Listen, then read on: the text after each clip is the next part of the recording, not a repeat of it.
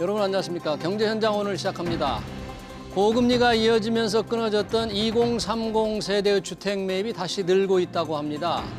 소득에 관계없이 싼 이자로 빌려주는 특례 보금자리론의 영향이라는 분석이 큰데요. MZ들의 돌아온 매수세가 다급하게 던진 급매물에 관심을 갖는 정도인지 아니면 부동산 시장에도 온기가 스며들지 집중 진단해서 자세히 짚어보겠습니다. 유튜브 실시간 댓글 의견 주시면 토론에 반영합니다. 경제 현장 오늘입니다.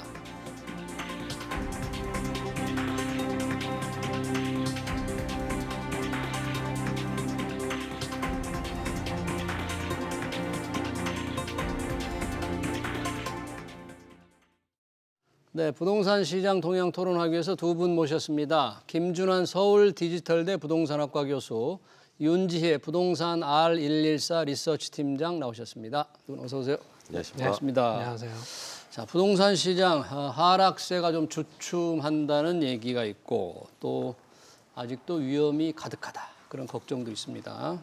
그런데 요즘 MZ 세대들이 다시 매수에 나선다고 하는데 그런 보도들이 많이 나오고 있습니다. 과연 현장에서 어떤지 통계로 확인이 되는지 부동산 R114 윤지혜 팀장님 실제 현장 경험이 많으신데 그런 보도 실제 그런 움직임이 있습니까? 예, 아무래도 정부가 이제 전향적으로 대출 규제 이런 예. 부분들을 풀다 보니까 아무래도 무주택자 혹은 1주택자 그러니까 실수요자들이 이 부분에 좀 민감하게 반응을 한다라고 볼 수가 있고요. 예. 지금 한국부동산원 통계로 보면 2030 세대, MZ 세대죠. 네. 그분들이 이제 주택, 특히 아파트 쪽에서 매입하는 비중을 살펴보면 예. 지금 한 31.9% 수준까지 올라와 있습니다. 32%까지. 예. 2월 기준이고요. 예. 이게 이제 2년 1개월 만에 비중이 가장 높아졌는데 이 근저에 해당되는 지표들을 한번 보시면 예. 우리가 20대, 그러니까 30세 이하죠. 거기에 해당되시는 분들의 무주택 비율이 한 90% 됩니다. 그리고 40세 이하, 그러니까 30대죠. 예. 30대의 무주택 가구 비율이 한 60% 됩니다. 예. 그러다 보니까 무주택자에서 20대, 30대가 차지하는 비중이 상당히 높습니다. 예. 그러다 보니까 이분들이 지금 이제 정부가 특례 보금자리론이니 혹은 취득세 감면이니 혹은 LTV 이제 비율을 좀 주택담보 인정 비율을 조절을 해주면서 예. 이분들이 실수요자가 여러 가지 혜택들을 받아서 내 집 마련을 할 수 있게끔 허용을 해주고 있습니다. 거기다가 지금 서울 쪽이 대부분 비규제 지역으로 풀리면서 예. LTV 한도가 상당 부분 좀 완화가 됐고요. 예. 그런 과정에서 지금 수요자들이 작년에 급격하게 이제 조정을 받았던 지역들이 있지 않습니까? 예를 들면 이제 노도강, 금강구 이렇게 중저가 지역들이 있는데 노원, 도봉, 예. 강북구 강동, 이런 지역들이 있는데 예. 이런 지역들에서 좀 중저가에 해당되는 곳들이 10% 이상 조정을 받다 보니까 수요자분들이 특례 보금자리론 9억 원 이하에서 해당되는 이 대출 부분들을 활용을 해서 예. 최근에는 좀 매수 비중이 높아지고 있다 이렇게 볼 수가 있을 것 같습니다. 네, 현장에서 이제 그런 느낌이 좀 온다. 통계로도 약간 좀 뒷받침이 된다. 김준환 교수님 보시기엔 어떻습니까? 그런 매수세가 시장에 유의미한 있는 어떤 의미가 있는 정말 매수세로 지금 작용을 하고 있는 건지 시장 동향을 볼 때 어떻게 판단하세요? 사실 2030 세대들이 그 주택을 저렴하게 구입할 수 있는 방법은 공공주택 청약인데 사실 당첨될 확률이 거의 1%도 안 되는 거의 로또에 가까운 수준이거든요. 그러니까 그렇기 때문에 좀 경제적으로 좀 맞벌이 부부 같은 경우 여유 있는 그런 층 같은 경우에는 그러기보다는 이제 주택을 자기 집을 빨리 갖고 싶어하는 층들이 있죠. 근데 이제 이번에 아까 말씀하신 대로 이제 생애 최초 주택 구입자에 한해서는 여러 가지 대출 규제가 굉장히 완화가 됐고요. 예. 또 특례 보금자리론이라든가 이런 대출을 통해서 자금을 조달할 수 있는 기회가 된 게 굉장히 최근에 확대가 됐습니다. 특례 보금자리. 예. 그래서 그 대부분 보면 이제 9억 정도 선까지인데 예.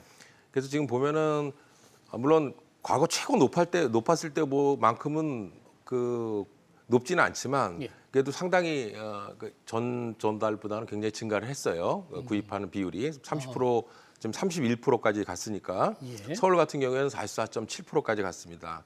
근데 서울 지역 같은 경우를 보면 대개 보면 이제 가격이 상대적으로 좀 저렴한 지역인 강서구라든가 성동구, 금천구, 그다음에 동대문구, 도봉구 이런 지역에 이제 그 많이 이제 주택을 구입한 거로 봐서 예. 지금 보면은 정부의 이제 대출 규제 완화 그 정책의 어떤 방향과 예. 좀 비슷하게 가지 않나 이렇게 생각을 합니다. 그래서 이것이 뭐 갑자기 우리가 이제 뭐 묻지마식으로 이제 우리가 영끌에서 몇 년 전에 샀던 그런 때랑 추이랑은 다소 좀 다른 감이 있지 않나 이렇게 생각을 합니다. 네, 그렇긴 하지만 일단 2030 세대들 30대 이하가 되겠네요. 이제 비중이 조금씩은 늘어나고 있다. 아무래도 이제 급매물을 조금 사는 데 관심이 있는데 그 영향이 특례 보금자리론이라고 했는데 그 특례 보금자리론 아직 좀 남아 있습니까? 어떻습니까, 지금?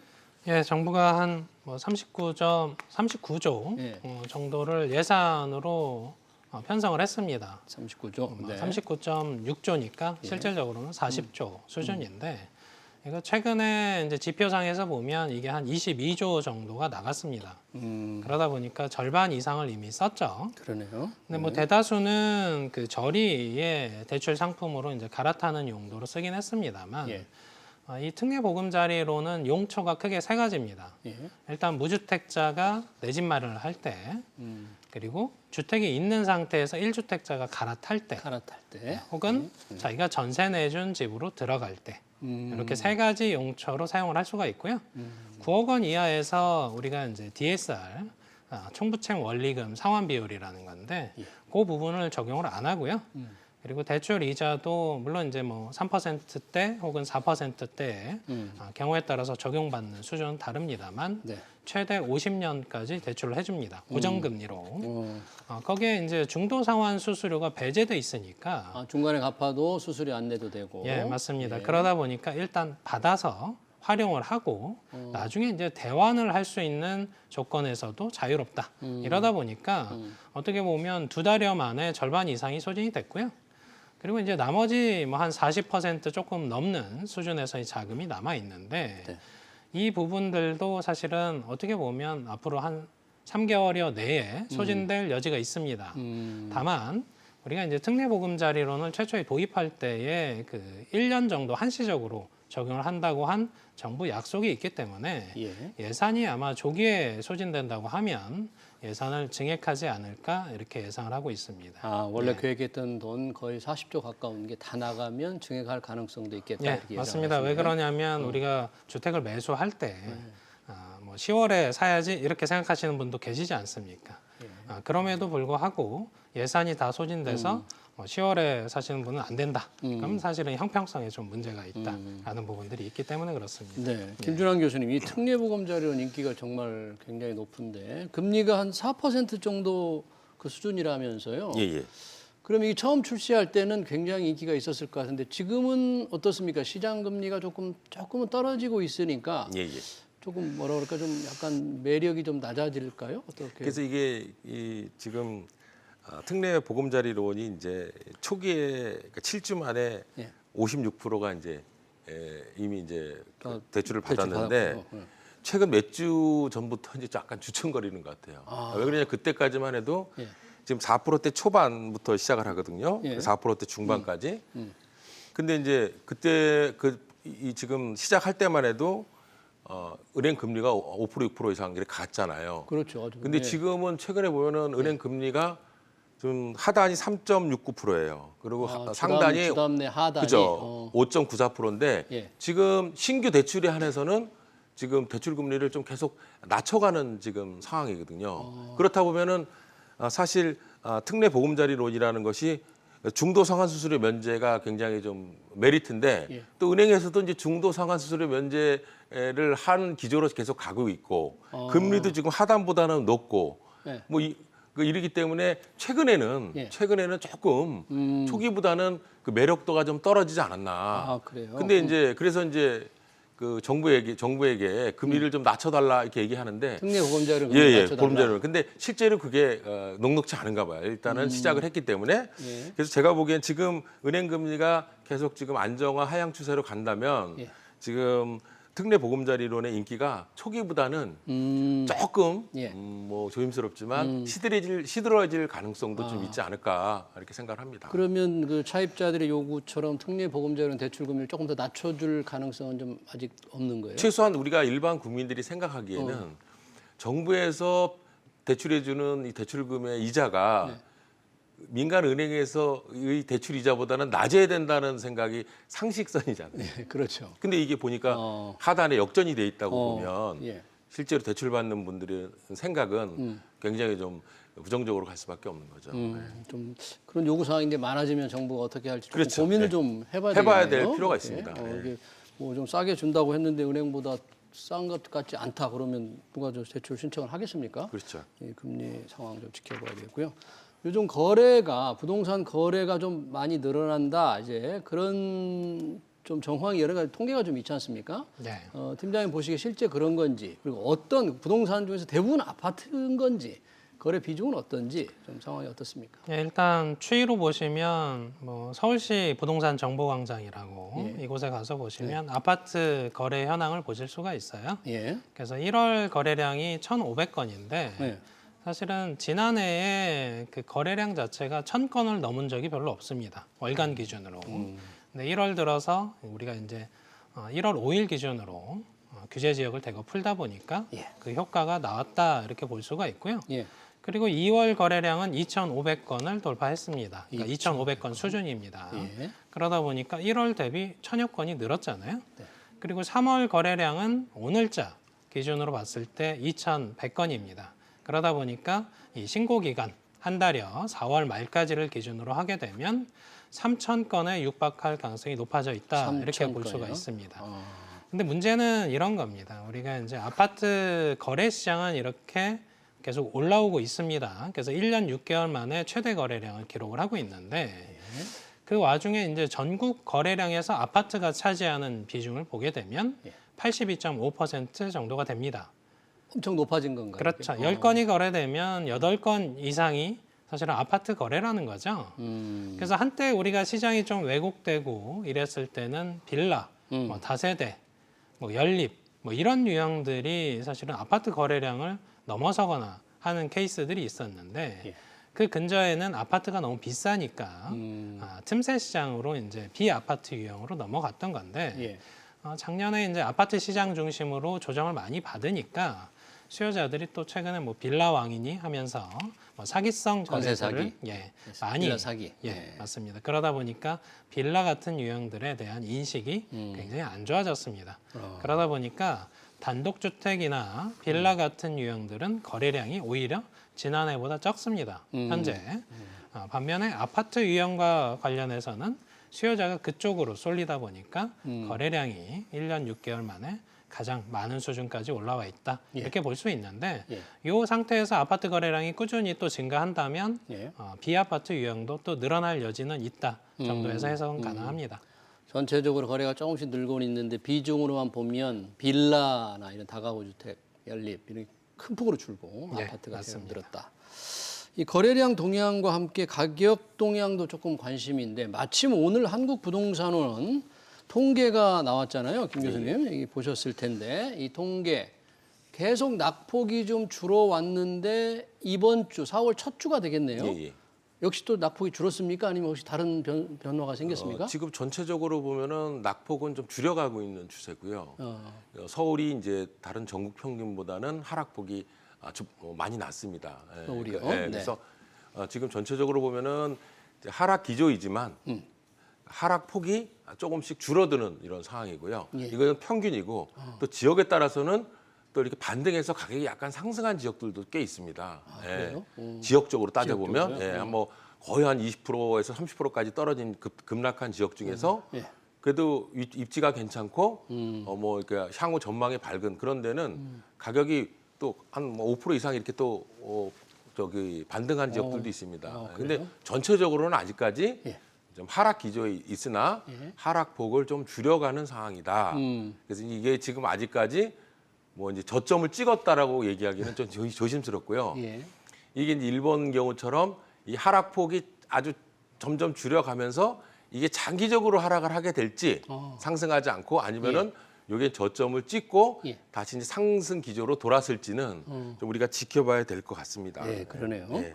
4월 첫째 주만 보니까 좀 미세하게 이게 뭐 변화를 의미가 있는지 모르겠는데 매매 가격이 전국으로 보면 낙폭이 조금은 커졌네요. 오히려 이번 주에는 0.2%. 서울은 같아요. 예, 서울 같고요. 서울은 이제 낙폭이 그대로 유지가 되는 건데 쭉 줄다가 전국만 조금 다시 벌어졌는데 이 흐름이 뭐 의미가 있을지는 모르겠습니다. 이 변화가. 그래서 이게 이제 뭐 주 단위로 보면은 살짝 이렇게 네. 하는데 전체적으로 우리가 흐름이군요. 이동 평균을 내 보면은 살짝 하약 곡선인데 여기서 우리가 주의해야 될 점이 예. 전세가 하락폭이 보면은 네. 서울이 전세가 하락폭이 제일 크다는 거예요. 서울이요? 네, 오, 오히려 그래요? 뭐 지방보다 예. 전세가 하락폭이 크다는 겁니다. 그래서 이게 이제 나중에 좀 여러 가지 변수가 될 가능성이 있는 게 이제 지금 경기 인천 지역에 지금 아파트 입주 물량이 이제 많이 공급이 될 건데 그렇다면은 지금 현재 보면은 지금 경기도나 인천 지역에서 이제 세입자를 신규 입주 물량에 대해 세입자를 구하기 위해서 전세가를 굉장히 좀 낮출 거고 그렇다 보면은 서울에 있는 세입자들이 이제 경기나 인천 쪽으로 가능성이 상당히 있다는 겁니다. 우리가 임대차 보호법 개정이 되면서 계약 기간이 4년이 된다는 것은 세입자한테 굉장한 어떤 의미가 있는 겁니다. 우리가 2년 단위로 계약을 끊을 때는 애가 이제 2학년 다니고 학교를 3년을 다녀야 되는데 예. 이제 자기가 울며 겨자 먹기식으로 재계약을 했던 관행이었는데 이제는 애들을 졸업시킬 수 있는 4년까지 거주권이 확보되는 바람에 예. 충분히 애들을 졸업시키고 그 다음에 이제 자기들이 거주지를 선택하는 이런 방향으로 가기 때문에 제가 보기에는 상당 부분 이제 경기나 인천 좀 저렴한 쪽으로 이제 전세 물량이 이동할 경우에는 서울이 굉장히 집값이 상승하는데 어떤 장애가 되지 않을까. 왜냐하면 뭐니 해도 아직까지도 예. 결국은 뭐 갭 투자가 나쁜 의미지만 전세를 끼고 집을 사는. 그러니까 1주택자가 주택을 구입하는 비중보다 다주택자가 추가적으로 주택을 구입하는 것이 이제 시장이 굉장히 비율도 높고 가격을 굉장히 변동시키는데 네. 지금 봤을 때는 우리가 이제 투자자 입장에서 보면은 전세 가격이 떨어진다는 것은 집을 구입하는데 굉장히 큰 재앙 요인이 그러니까 이제 될 우리 수가 김 교수님 있습니다. 보기에는 서울의 전세값 하락폭을 좀 주목해야 된다. 예, 예. 앞으로 가격 변화에 어떤 중요한 변수가 될 것 예, 같은데 예. 서울 전세값이 계속 떨어지고 있다. 예, 그런 예. 걱정을 좀 하고 계시네요. 윤재 팀장님, R114에서도 이 부동산 가격 동향을 주 단위로 하고 있습니까?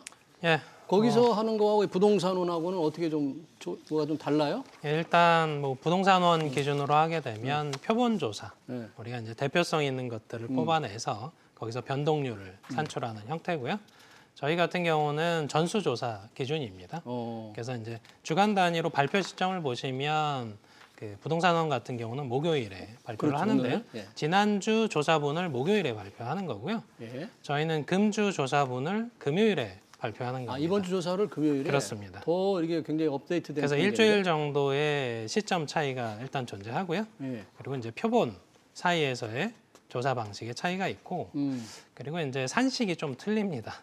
저희 같은 경우는 이제 시가총액 방식이다 보니까 시가총액의 변동폭에 따라서 변동률이 생기는데 좀 복잡해지죠. 예. 그래서 그런 식으로 조사 방식도 다르고 산식도 다르고. 결과만 좀 얘기해 주시면 이번 주는 금요일 날 내일 발표하는 거 어떻게 예, 맞습니다. 최근 저희가 발표한 통계들을 보시면 그래프가 이렇게 돼 있습니다. 바닥권에서 왔다 갔다 한다는 왔다 거죠. 갔다?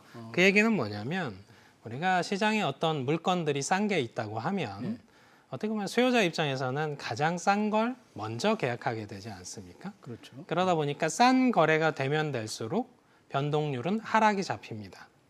예, 하락이 잡히는데 이 싼 거래 물건이 소진되면 예. 그 다음 싼 물건이 거래가 되잖아요. 예. 그러면 이게 어떤 때는 나와 있는 급매물이 거래되면서 변동폭이 내려갔다가 예.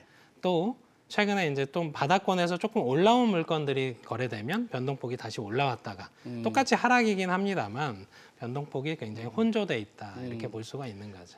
급매물 거의 다 소진되고 있는 겁니까? 서울 쪽에서는 지금 월간 거래량 기준으로 3월 들어서 3천 건 혹은 4월 들어서 3천 건 이상으로 올라오게 되면 바닥권에 있는 싼 물건들은 거래가 되고 있다 인식을 하셔도 됩니다. 바닥권에 예. 있는 싼 물건들은 네. 바닥이냐 아니냐는 좀 논의를 해봐야 됩니다만 예. 가격이 싼 물건들이 소진되고 있다 아니다에 대한 부분들은 소진되고 있다 정도에서 설명드릴 수 있습니다. 소진되고 있다. 가격이 싼 물건. 김준환 교수님 지금 뭐 또 하나 중요한 우리 이슈가 아파트가 분양이 안 돼서 참 걱정이 예. 된다 그런 거잖아요. 미분양 아파트 급격히 지금 늘고 있다고 하는데 예. 그 증가세가 계속 되는 건지 어느 정도인지 정말 많은 걱정을 해야 될 정도인지 어떻게 보십니까? 지금 이제 현장에서 건설업 관계자들하고 이제 얘기를 나누다 보면 예. 뭐 서울은 좀 미분양이 나더라도 어느 정도 뭐 희망이 있다고 치지만 지방은 지금 굉장히 절망적인 수준이라고 얘기합니다. 지방은? 네, 그러니까 특히 뭐 대구 같은 경우에는 뭐 일단은 뭐 분양을 시작해도 한 600세대 돼도 뭐 한두 세대 분양될까 말까 하는 그런 현장도 많고 거기다가 이제 공사비는 한 30% 이상 올랐지 않습니까? 그렇죠. 인건비. 그래서 지금 원자재. 건설회사들이 대부분 이제 지방사업 현장은 거의 적자 현장에 거기다가 이제 분양이 안 되니까 자금에서 되지 않는 상황이고요. 예를 들어서 단순 도급 형태면 괜찮은데 네. 자기들이 직접 토지를 매입해서 하는 직접 시행까지 하는 경우에는 네. 굉장히 지금 자금 압박도 있고 그래서 회사가 좀 위태위태할 정도까지 갈 가능성도 있다는 지방의 거죠. 경우에. 그래서 지금 이게 PF 대출까지 이제 연결시킨다면 네. 예. 지금 브릿지로즈라는 건 뭐냐면은 이제 사업을 시작하기 전에 뭐 토지비라든가 여러 가지 어떤 사업을 하기 위한 기본 비용이 있는데 예. 그 비용을 이제 브릿지론을 통해서 조달하게 되고요. 예. 그 사업이 어느 정도 토지 매입이 끝나고 나서 실제로 이제 사업을 하죠. PF 사업이라 그러죠. 예. PF 자금. 그래서 PF 자금을 조달해서 PF 사업이 시작하면 그 이제 브릿지론은 이제 PF 자금으로 이제 갚고 이제 상환하고 해야 되는데 지금 이제 사업이 대우 같은 경우도 지방 현장에서 이 사업을 안 하니까 브릿지론을 그냥 상환해 버리고 만다는 거죠. 예. 사업을 시작하지 못하니까 브릿지론을 근데 대우 같은 경우는 자금이 있으니까 브릿지론을 상환할 수 있겠지만 갚을 돈이라도 있으니까 다행인데. 갚을 돈이 없는 건설회사는 이제 뭐 브릿지론도 갚을 수가 없죠. 만세 불명이 부도나는 거죠. 지금 보통 건설회사들이요 일반 PF 금리를 10% 이상 쓰고 있습니다. 어우, 10%. 보통 이게 뭐 기사에 나지는 않지만 보통 10% 메이저급이 10%. 그렇게 그다음에 지방 건설업체들 좀 중견 건설업체는 한 13%까지 쓰고 있고요. 예. 브릿지론의 수익률은 뭐 이게 정하기 나름이랍니다. 예를 들어서 뭐 50억을 브릿지론을 예. 가져왔으면 예. 뭐 100%에 해당하는 수익률을 뭐 원하는 경우도 있고 그래서 뭐, 근데 이제 문제는 이 브릿지론 자체가 지금 브릿지론을 지금 대출해 주는 대부분이 제2금융권인데 예. 그 중에서 이제 저축은행, 뭐 증권사, 그렇죠. 캐피탈. 그 중에서 저축은행권은 그나마 나은 것 같은데 예. 캐피탈사라든가 이런 금융권은 지방에 대부분 집중이 돼 있다는 거예요. 그러니까 지방 사업장에 그렇죠. 많이 빌려주고 PF 있다. 대출도 지방에 많고 브릿지론도 지방인데 지금 PF 사업 지금 대출한 사업장도 잘 원활히 사업이 이루어지지 않고 브릿지론을 지금 대출한 경우도 사업이 지금 시작을 하지 못하니까 굉장히 진퇴양난에 빠져 있는 상황이라 그러네요. 이것이 지금 올 연말까지 어떻게 제가 보기엔 이제 한 6월 넘어가면 이제 본격적으로 어떤 문제들이 서서히 나오기 시작할 건데 예. 과연 이것이 전체 우리 부동산 건설 시장에 어떤 영향을 미칠까는 좀 예. 우리가 좀 심각하게 좀 바라볼 필요가 있지 않나 이렇게 지방 생각합니다. 사업장 위주로 부실이 심화되면 돈을 빌려준 제2금융권, 그쵸. 아까 예. 캐피탈, 예. 뭐 저축은행도 상당히 어렵겠지만 예, 저축은행, 예. 뭐 증권사들이 좀 걱정이 많다 그러는데 왜 정부가 왜 분양권 파는 거 있잖아요. 분양권 전매 완화를 발표했잖아요. 시행을 지금 이제 들어갔죠. 네, 4월 7일부터 시행을 합니다. 내일부터네요. 예. 그러면 이 조치가 되면 분양이 조금 원활해질까요? 더 분양권 거래는 분양하고 좀 다르죠. 다릅니까? 그러니까 분양권 거래는 이미 계약을 한 분들이 아, 그분들이 그 분양권 거래를 개인과 개인 사이에서 거래하는 형태고요. 네. 우리가 보통 분양을 해서 미분양 난 케이스는 건설사가 개인한테 분양을 했을 때 그게 분양이 안 되다 보니까 예. 건설사가 떠안든지 혹은 시행사가 떠안든지 뭐 예. 그런 형태가 되는 겁니다. 예. 아까 김 교수님이 이제 PF 얘기를 부동산 PF 사업장. 말씀을 주셨습니다만 예. 보통 우리가 이제 땅을 매입하는 쪽이 이제 시행사입니다. 예. 시행사 같은 경우 과거에는 이제 시장이 좋을 때는 한 5% 정도, 땅값의 한 5%의 자금만 가지고 아까 말씀하신 브릿지론을 이제 저축은행 같은 데서 예. 고금리로 끌고 왔는데 최근에는 이제 브릿지론을 받으려고 해도 30% 정도, 땅값의 한 30% 자금은 있어야 브릿지론도 해줍니다. 전에는 땅값의 한 예. 10% 정도, 5% 5%만 수준이어도, 있으면 예. 돈을 빌려줬는데 지금 그러다 보니까 이 시행하는 쪽에서 사실은 굉장히 고금리 환경에 노출도 돼 있을 뿐더러 이게 본 PF, 그러니까 프로젝트 파이낸싱으로 예. 결국은 이제 시공사와 제1금융권들을 끌고 오는 그런 사업들을 가지고 오면서 1건설사가 책임 준공을 약속을 하는 거거든요. 예. 그 메커니즘이 지금 이루어지지 않다 보니까 이 고금리 환경에 이 금리를 부담할 수 있는 능력이 시행사에 없는 겁니다. 그러다 보니까 이게 이제 땅도 결국은 유동화가 안 되고 지금 시장이 안 좋으니까 안 팔리지 않습니까? 예. 그 뭐 분양을 한다고 해도 미분양이 나고 이런 환경에 처하다 보니까 사실은 지난해 우리가 이제 강원도 쪽에서 PF 사태라고 하는 뭐 그런 이슈들이 발생하면서 뭐 최근 들어서는 이제 장기 금리는 좀 안정이 됐습니다만 예. 여전히 단기 금리 브릿지론 시장 자체는 고금리 환경에 노출돼 있다 보니까 이 중소형 건설사들은 줄도산 위험에 처해 있는데 이게 이제 지방 쪽에 미분양된 사업 천장뿐만 아니라 예. 토지를 매입하고 실제 인허가를 받은 와중에 예. 이 건설사, 시공사를 가져오지 못한 시행사 같은 경우는 전반적으로 저축은행과 함께 부실화될 가능성이 높아져 있다 이렇게 평가가 되는 겁니다. 그렇군요. 예. 시행사 연쇄 부도 가능성, 저축은행들도 동시에 부실화될 가능성. 뭐 금융감독원 이복현 원장이 부동산 PF 300곳에서 한 500곳을 집중 관리하겠다 그런 말씀을 하셨는데 그런 것들이 조금 부실 위험이 있다 이렇게 보고 있는 건가요? 근데 아직까지는 뭐 말씀하신 것처럼 뭐 다 위험한 건 아닌데 일부 사업장들이 있는데 이렇게 뭐 몇백 곳이 위험하지는 않습니다. 그래서 이제 그런 건 아니고요. 이것을 이제 좀 이렇게 관리를 체계적으로 관리해 나가겠다는 의미고요. 예. 지금 지방이라고 해도 이 PF 부실 때문에 아직까지는 뭐 금융기관이라든가 이런 부실화로 이어질 가능성은 상당히 낮다고 보는데 아직은. 이게 이제 한꺼번에 몰리기 때문에 다들 거기에 대해서 이제 정부가 예. 수위 조절을 좀 한다 이런 사전에 의미로 관리를 보시면 좀 잘 되겠습니다. 해보겠다 그런 거군요.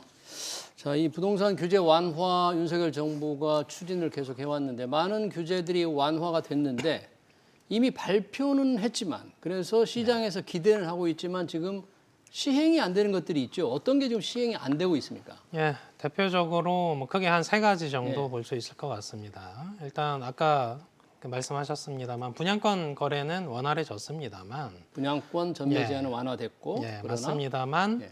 우리가 그 분양가 상한제 적용받은 주택들은 예. 실거주 의무가 2년에서 5년 정도가 있습니다. 반드시 의무적으로. 들어가 살아야 되는데 예, 맞습니다. 그래서 반드시 들어가서 그 기간을 충족해야 이제 매각을 할 수 있게끔 조항을 해놨는데 이게 이제 주택법 개정 사항이다 보니까 국회 논의 과정에서 사실 야당의 협조를 좀 얻는데 어려움을 겪고 있다 보니까 예. 실제 분양권 거래는 해야 되는데 거주 의무가 있으면 사실 이게 거래가 쉽지 않은 할 수가 없게 예. 분양권을 팔 수가 없네요. 가 들어가서 살아야 되는데. 다만 이제 정부가 약속한 건 있습니다. 네. 나중에 이제 거래된 건도 소급 적용해서 그 실거주 의무를 폐지해 주겠다 약속은 했습니다. 그런데 국회 통과를 안 되면 그 약속도 사실은 무용지물인 거죠. 예. 그러니까 게 그런 하나 부분에 있고. 있어서 좀 우려감이 하나 있고요. 예. 그리고 정부가 발표한 것 중에 이제 취득세 중과 완화를 하겠다 한 게 있습니다. 취득세, 다주택자. 예, 맞습니다. 다주택자 같은 경우는 여전히 규제 지역에서 2주택을 살려고 하면 예. 8% 정도 중과가 되고요. 3% 이상일 때는 12% 정도 사실 취득세가 중과가 됩니다. 그러니까 10억 원짜리를 3주택자가 살려고 하면 1억 2천만 원 이상이 세금이라고 보시면 됩니다. 예. 그러다 보니까 이 부분들을 사실은 좀 중과세를 완화해주자 한 부분들이 있는데 네. 다만 우리가 그 1.3 대책 발표하면서 1월 5일 기준으로 사실은 서울 4개구를 제외한 나머지 지역을 다 비규제 지역으로 풀었습니다. 규제 지역에서 해제했다. 네. 그래서 2주택까지는 현재 취득세 중과가 안 되고 있습니다, 이미. 그래서 이 부분들은 약간 절충점을 찾아가는 과정에 있다라고 보시면 될 것 같고요. 다만 규제 지역에서는 여전히 중과세 중이다. 근데 그 규제 지역 자체가 4개구, 용산구와 강남 3구밖에 안 남아 있다. 이런 부분들이 하나 있고. 네. 그리고 마지막으로 아직까지 발표는 안 했습니다만 지금 우리가 아까 특례보금자리론 얘기할 때 DSR 예. 부분, 총부채 원리금 상환 비율 자체를 사실 좀 무력화했습니다. 9억 원 이하에서 실수요자에 한해서는.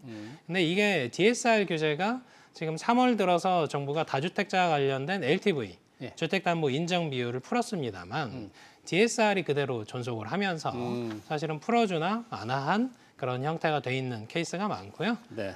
거기에 지금 어떻게 보면 상업용 시장, 상가 운영하시는 분들 혹은 1주택에 해당되시면서 2주택 사이에 애매한 데 걸치신 분들은 주택담보대출을 받고 이 DSR 때문에 사실은 다른 대출이 다 막혀 있는 케이스가 많습니다. 그렇군요. 네. 그래서 그 부분에서 좀 부실화되는 부분들을 막으려면 DSR 부분도 조정 여지가 있다 정도에서 보시면 될 것 네, 같습니다. 잘 알겠습니다. 이 법으로 고쳐야 될 것은 지금 국회에서 막혀 있다. 정부가 이제 발표는 했지만 그런 것으로 요약을 하겠습니다. 네, 부동산 경기 동향과 대책 관련 토론 여기서 마치겠습니다. 지금까지 김준환 서울 디지털대 부동산학과 교수, 이윤지의 부동산 R114 리서치 팀장이었습니다. 두 분 고맙습니다. 예, 수고하셨습니다. 감사합니다.